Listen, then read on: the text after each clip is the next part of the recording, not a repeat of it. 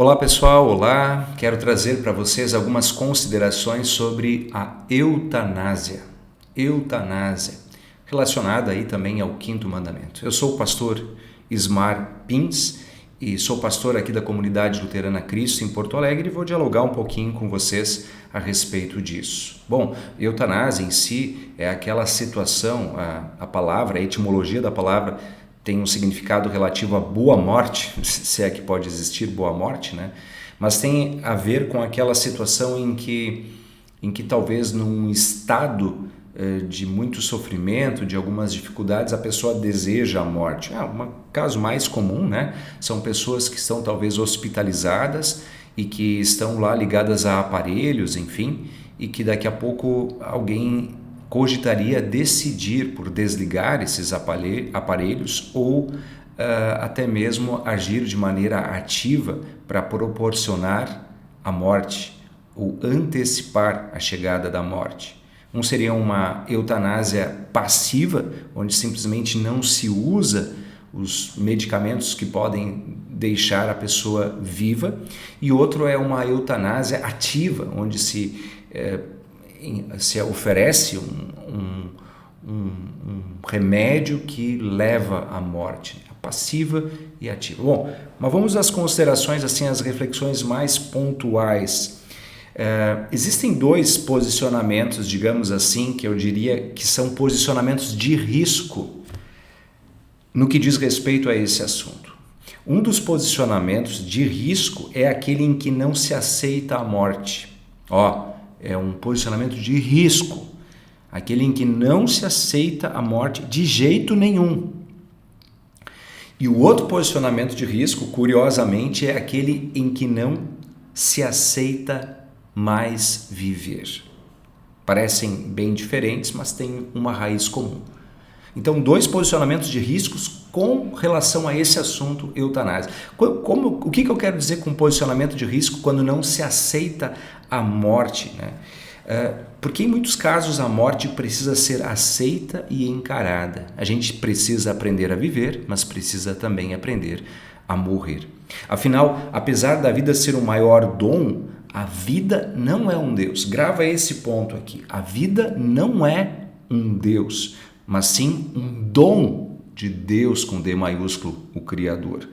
Nessa perspectiva, o apóstolo Paulo chega a dizer e a escrever: para mim o viver é Cristo e o morrer é lucro. Para mim o viver é Cristo e o morrer é lucro. Assim olhamos para a morte não com total desespero, porque ela foi vencida. Então eu posso sim aceitar o dia derradeiro. A medicina, ela possui recursos e tecnologias para manter, digamos assim, alguns sinais de vida por tempo indeterminado, né? Ficar ventilando o morto. E aí alguns sinais de vida continuam ali prevalecendo, fazendo assim com que, entre aspas, pareça vivo. Seria isso justo? Seria isso ético? Penso que por vezes o correto e o necessário é aceitar a morte. Aceitar a morte.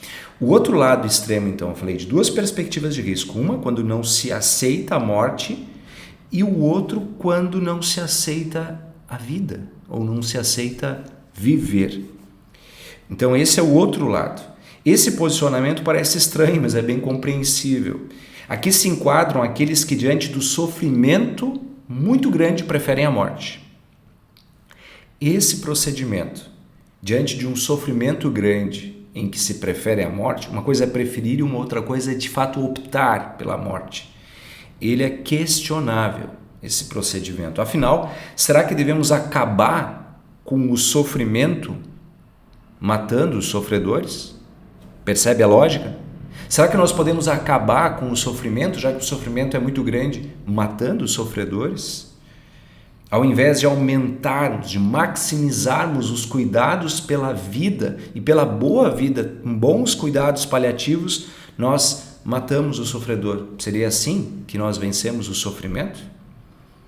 Aceitar a vida e vivê-la enfrentando tudo o que vier pela frente exige fé. Aceitar a morte pode exigir mais fé ainda.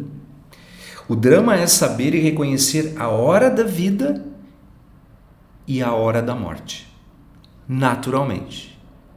Esse é o ponto de sabedoria para o cristão, quando a consideração é a eutanásia.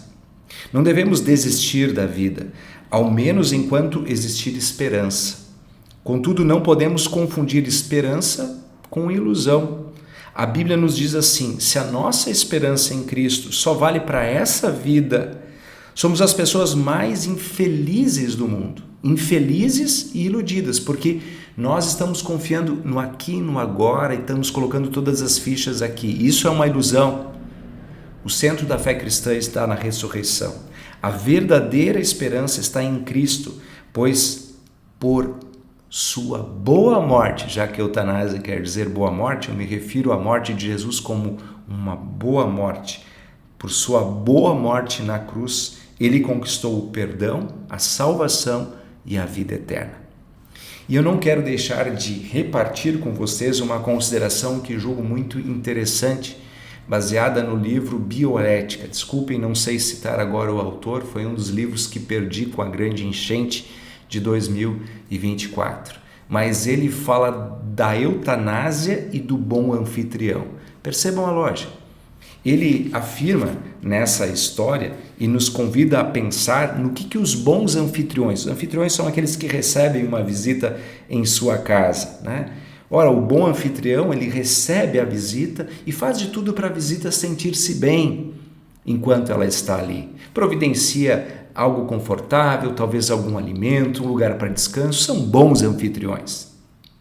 Mas sempre chega a hora da visita ir embora.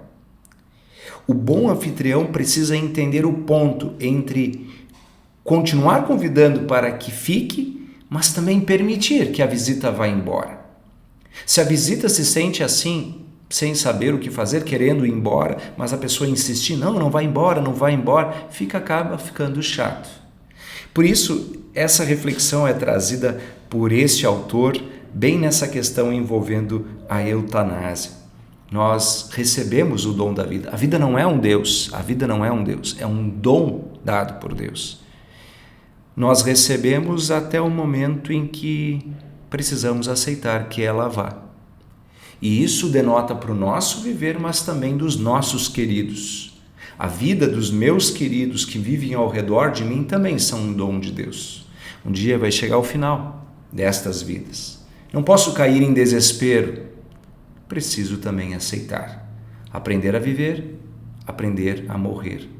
E entender a hora exata de cada um deles. E fazer tudo isso em fé, na fé em Jesus Cristo, o Senhor da vida e o vencedor da morte. Eram essas as considerações sobre o tema eutanásia, que está relacionado de uma ou de outra forma ao 5º mandamento. Que Deus abençoe cada um de vocês.